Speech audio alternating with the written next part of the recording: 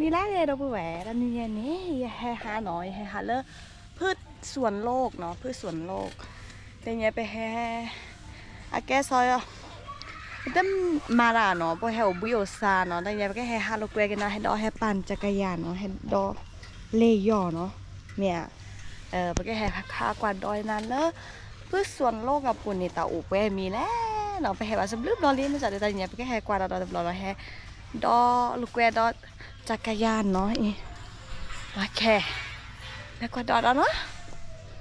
เฮ้ยแค่ว่าปั่นเปิดเขาตื่นเลยหน่อยคันนี้แกเวดาเอาสูบเบื่อหรอเนาะแล้วจอปาคุยกันแต่กันนี่อาตาพี่ตามมาเนาะอีนี่สูบเบื่อโอเคไปกันแล้วต่อเนาะฮะแต่กันเราเนาะจะหาได้สักก่อนแต่กันสิกันขี้กันจะแค่เดินมาสอบแบบสวยอะไรตอนเช้าก็ตอนเด็กก็จ้าอะไรเนาะฮัลโหลกิโลกว่าหาแต่กันเนาะมาแต่บอลวันนี้ไปหาแต่กันน้ำมืดจนเนาะปุ๊บเนาะบอลว่าสวยแต่เช้าก็ตอนแต่กันเนาะอีจะโดนแต่เปล่าอีจะทำมันได้วะยังไงตักขี้ดูมาละ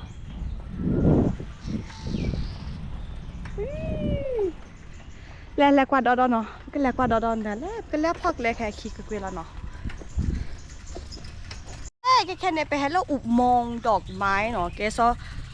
แต่ละใบหยอดได้แล่เลบุน่ะเลละแกพออีหน่อยเอาพอตะเปียท่ารูปแบบอีเงร่าหน่อยตะคนดอ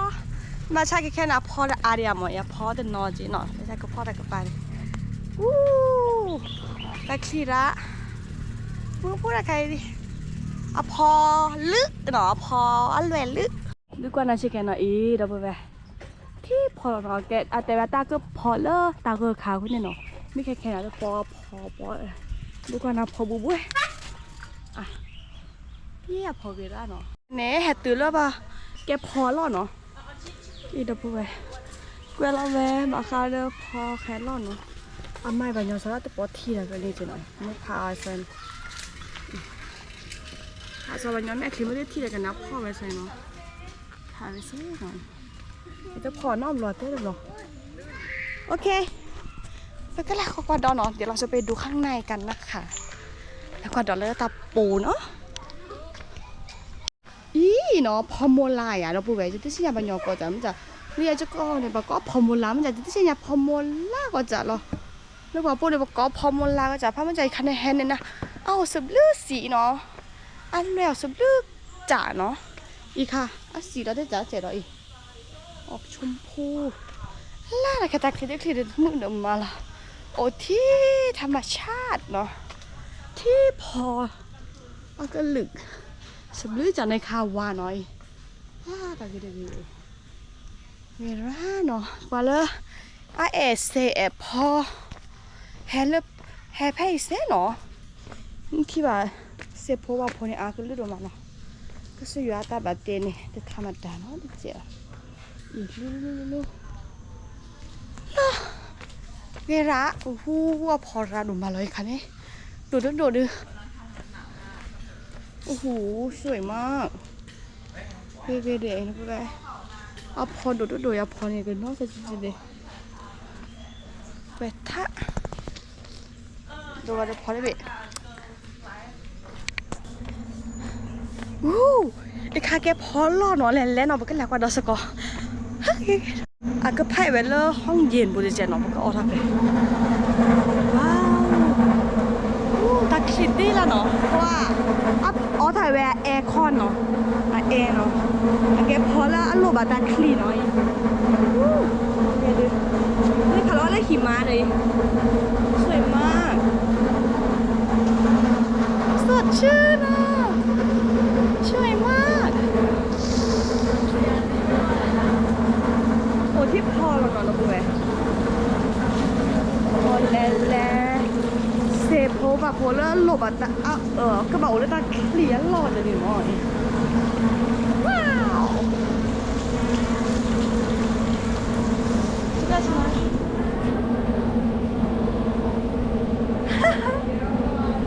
สุดยอดทุ่งดอกไม้มุ่งดอกมาแล้วนะคะ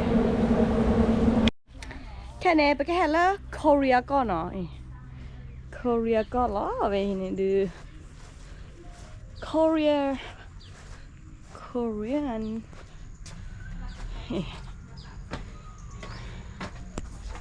ว้าว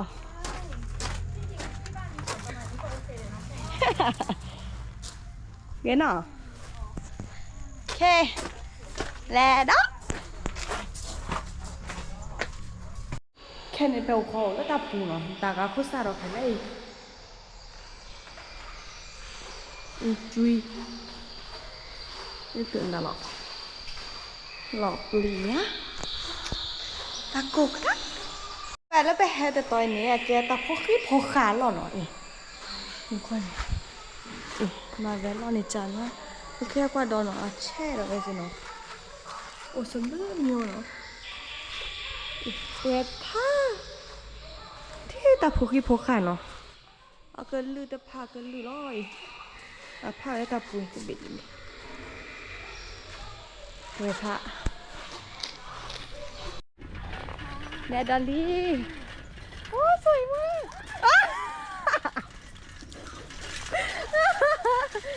ใจเย็นๆจ้ะเจ๊แดดดอเนาะมันเล็กกันหมดเลย รู้สึกยังไงคะวันเนี้ย สนุกมากค่ะ สนุกเนาะ ดีใจ ชิลสุด ชิลกว่านี้มีอีกไหม วันนี้มาพักผ่อนนะคะ พักผ่อนอย่างแท้ทรูจริงๆไม่ได้ตั้งใจนะคะ ใช่ค่ะ ไม่ได้ตั้งใจจะมาพักผ่อนอะไรขนาดนี้ โซโล่ทริปสุดๆอ่ะ สุดๆอะชิลเกินอะคนเนี้ย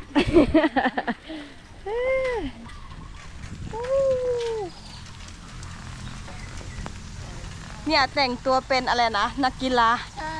ตอนแรกคิดว่าจะออกกำลังกายจ้า จะไปวิ่งที่ไหนได้ ปั่นจักรยานเล่นเฉย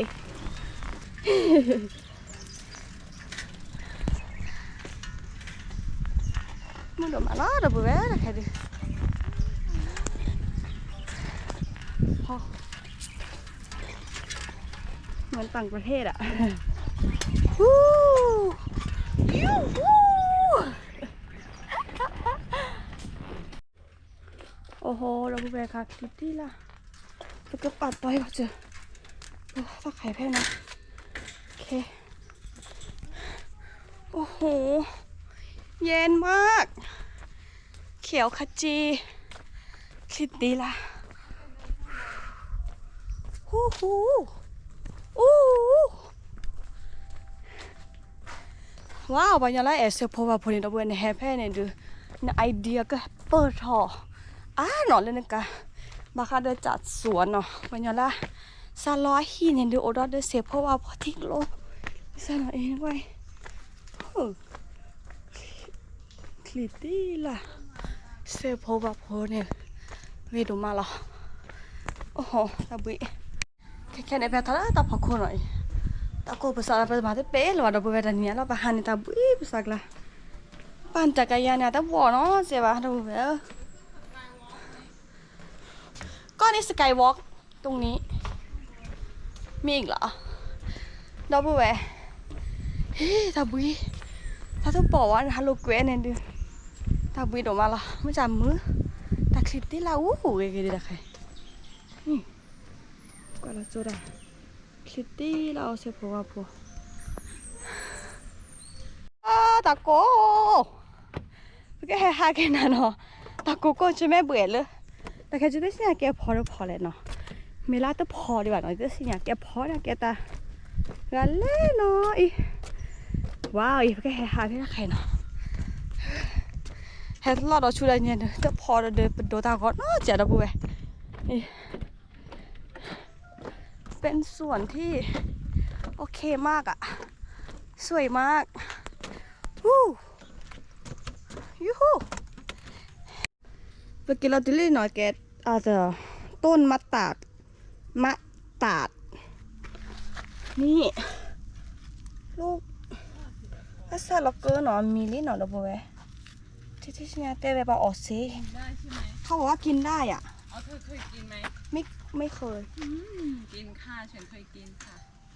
จิ้มพริกนะคะ มันเปรี้ยวเหรอ มันก็จะฝาด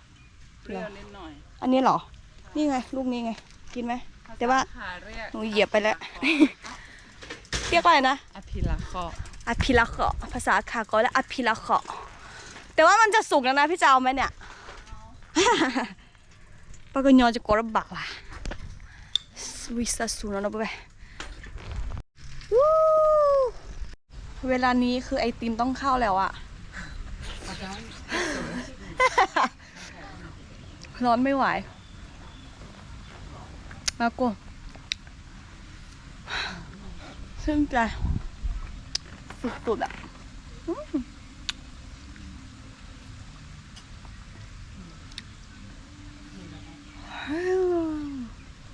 มีละมากู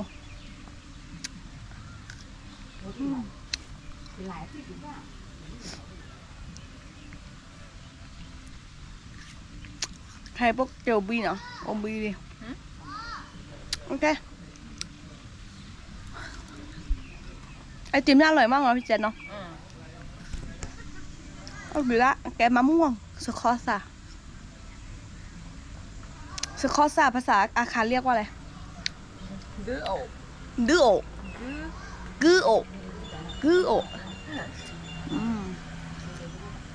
ภาษาการเรียนก็สคอสอะอร่อยโอเคแค่นี้ไปเกตูแล้วตลอดเลยเนาะเว้ยเราเนาะแต่เนี่ยเราเบื่อดีกว่าแล้วนะชิโกชิแกไปกว่าแต่เลือกว่าแต่แกตะกวนแหละดูมาแล้วเนาะมีเนี่ยตะกวนแล้วเรามาได้เปย์ว่าเราเว้ยเว้ยเราเนาะ